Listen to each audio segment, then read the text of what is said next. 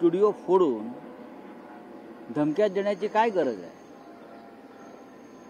50-60 लोक जातात, हातामध्ये लाठ्याकाठ्या घेतात आणि खार परिसरातील ज्या हॉटेलमध्ये स्टुडिओ आहे ते हॉटेल त्यांनी उद्ध्वस्त केलं. या महाराष्ट्राला एक कमजोर गृहमंत्री लाभल्याचं हे लक्षण आहे. माझं देवेंद्र फडणवीस यांना आव्हान आहे की त्यांनी गृह खातं सोडावं. त्यांना झेपत नाही, गृह खात्याचा कारभार त्यांना झेपत नाही किंवा त्यांना काम करू दिलं जात नाही. बीडमध्ये काय चाललं आहे, परभणीत काय चाललं आहे, नागपूरला काय झालं दंगली, आणि आता तुमच्या डोळ्यासमोर महाराष्ट्राच्या राजधानीमध्ये एका पॉडकास्टरचा स्टुडिओ उद्ध्वस्त केला. आणि पोलीस काय झोपा काढत होते? तुमचे पोलीस काय करत होते?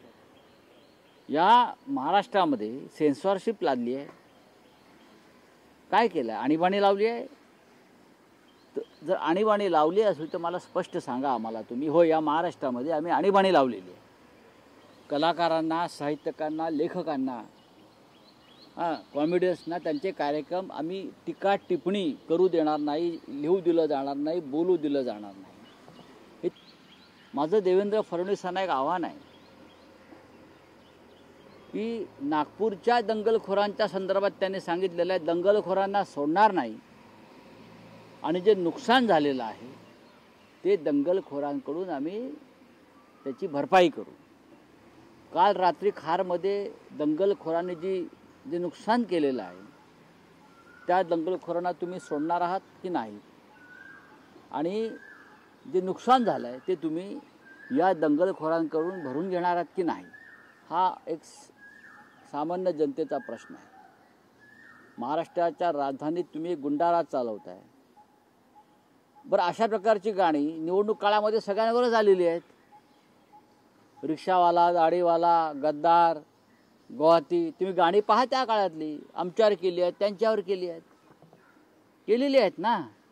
मग आत्ता एवढी सुरसुरी का आली काही लोकांना? कशा करता आली?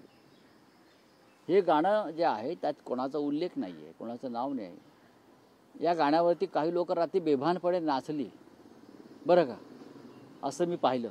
लोक नाचत आहेत, त्याचा राग आला का? मग दाढी काढा, तुम्ही दाढी काढा ना.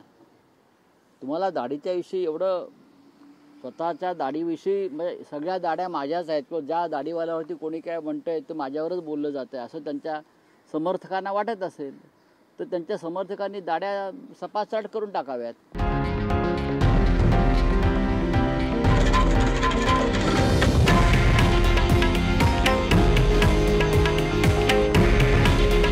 हे आहे देशातील नंबर 1 न्यूज नेटवर्क आणि आपण पाहत आहात TV9 मराठी.